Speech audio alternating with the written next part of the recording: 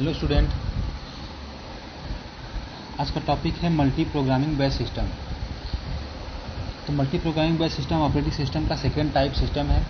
इसके पहले हमने सिंपल बेस सिस्टम देखा था। तो देखते हैं मल्टी प्रोग्रामिंग बेस सिस्टम।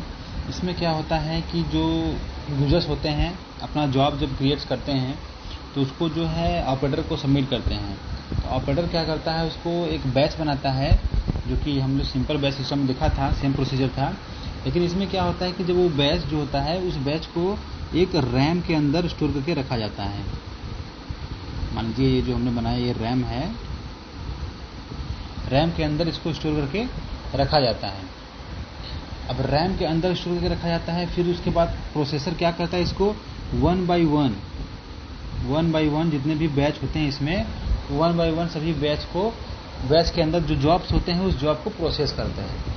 ठीक है, कैसे प्रोसेस करता है, इसमें मल्टी प्रोग्रामिंग है। तो इसमें क्या होता है कि एक से ज़्यादा जो बैचेस हैं, एक से ज़्यादा जो जॉब्स हैं उसको एक साथ प्रोसेस कर सकता है। जैसे कि यहाँ पे हमने 3 CPU लाइन बनाया,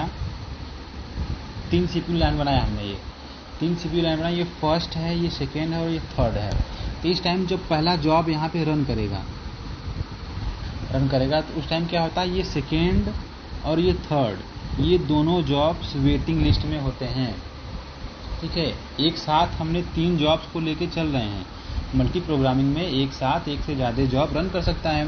तो हम एक साथ 3 जॉब्स को देख रहे हैं। जब एक समय में एक जॉब हमारा रन करता है उस टाइम हमारा 2 जॉब्स वेटिंग लिस्ट में होता है। लेकिन जब ये मान लीजिए जो हमारा ये फर्स्ट जॉब जो रन कर रहा है उसको बीच में फाइल रीडिंग के लिए या तो फिर इनपुट आउटपुट जो सिस्टम होता है उसके लिए अगर इसको ब्रेक लेना पड़ गया तो उस टाइम हमारा ये जॉब जो है फिर यहाँ से यहाँ तक जब वेटिंग लिस्ट में चला जाएगा तो उस टाइम इस सेकेंड और थर्ड में से जिसकी प्रायोरिटी ज़्यादा रहेगी। प्रायोरिटी कैसे चेक करेंगे, ये CPU शेड्यूलिंग के थ्रू आता है। आगे सिलेबस में CPU शेड्यूलिंग है, हम उसको देखेंगे। फिलहाल ये समझिए कि फिर CPU शेड्यूलिंग के थ्रू जिसकी प्रायोरिटी ज़्यादा रहेगी उसको CPU पहले शेड्यूल करेगा, पहले रन कराएगा। जैसे कि फिर इसकी शेड्यूलिंग मान लीजिए हाईएस्ट प्रायोरिटी है तो इसको पहले रन किया जाएगा। जब हमारा ये फर्स्ट जॉब्स जो है वेटिंग लिस्ट में चला जाता है तो फिर हमारा दूसरा जॉब रन कर रहा है तो ये तीसरा जॉब भी वेटिंग लिस्ट में होगा।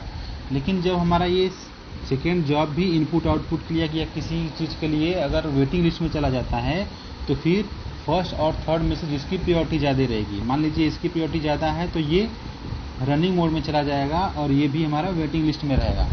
ऐसे प्रोसेस ये चलता रहता है। तो इसको बोलते हैं हम लोग मल्टी प्रोग्रामिंग बैच सिस्टम। इसमें इसके एडवांटेज भी है यही कि एक साथ कई सारे प्रोग्राम रन कर सकते हैं हम। ठीक है, तो इसका डिफिनेशन देखते हैं, क्या है डिफिनेशन। फिलहाल देखते हैं मल्टी प्रोग्रामिंग बैच सिस्टम में फर्स्ट पॉइंट है, in this operating system picks up and begins to execute one of the jobs from the memory. जो हमने बताया अभी कि मेमोरी में जो हमारा रैम मेमोरी था उसमें कितने सारे जॉब्स थे, लेकिन उसमें से जो हमारे ऑपरेटिंग सिस्टम होता है उसमें से किसी एक जॉब को एक समय में रन करने के लिए चूज करता है 1 बाई 1।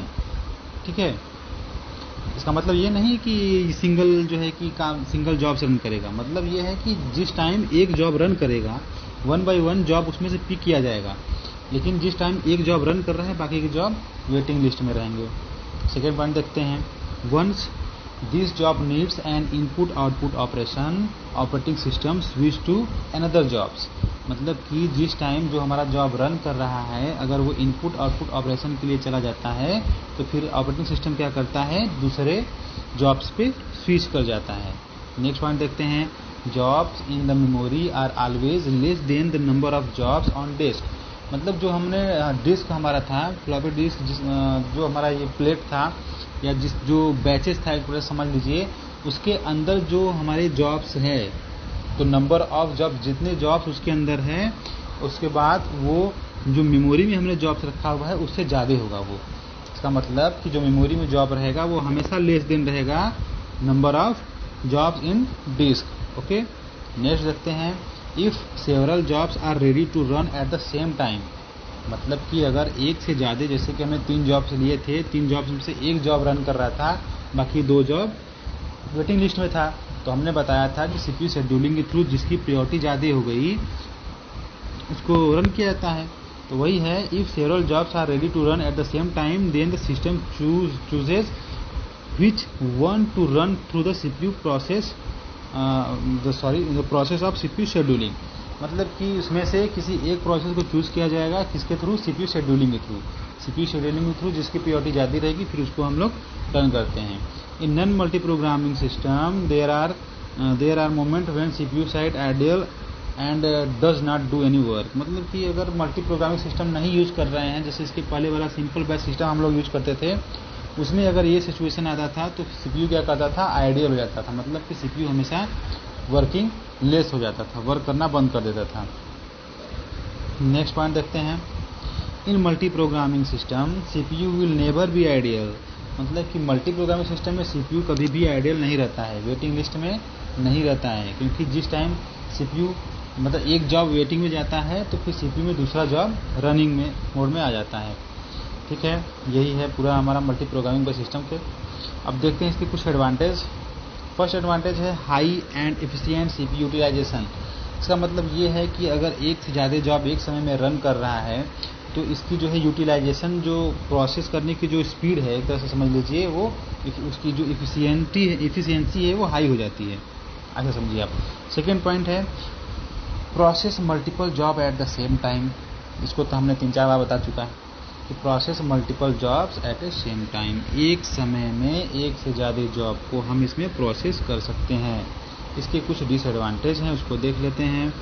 फर्स्ट डिसएडवांटेज है इसके कि CPU शेड्यूलिंग इज़ रिक्वायर्ड। मतलब कि अगर एक समय में एक से ज़्यादा जॉब जो है रेडी हो जाते हैं इस प्रोसेस के लिए, तो वहाँ पे हमको CPU शेड्यूलिंग की ज़रूरत पड़ जाती है, जो कि इसके पहले वाले अपने सिस्टम में ऐसा नहीं था। तो सेकेंड है to accommodate many jobs in memory management is required. मतलब कि अगर मेमोरी में एक से अधिक जॉब है तो वहाँ पे हमको मेमोरी मैनेजमेंट रिक्वायर्ड हो जाता है। ऐसा नहीं है कि जिस मेमोरी को हमको जिस जॉब्स को रन करना है मेमोरी में वो जॉब्स हैं ही नहीं, तो फिर CPU उस टाइम आइडियल हो जाता है। इसलिए जिस CPU शेड्यूलिंग के थ्रू जिसकी प्रायोरिटी हाई होता है मेमोरी में, उसको मैनेज किया जाता है कि अगला नंबर जिसको रन करना होता है उसको पहले शेड्यूल किया जाता है। ठीक है, तो यही all about multi programming based system के बारे में यही पूरा था। अब हम आज का वीडियो क्लोज करते हैं।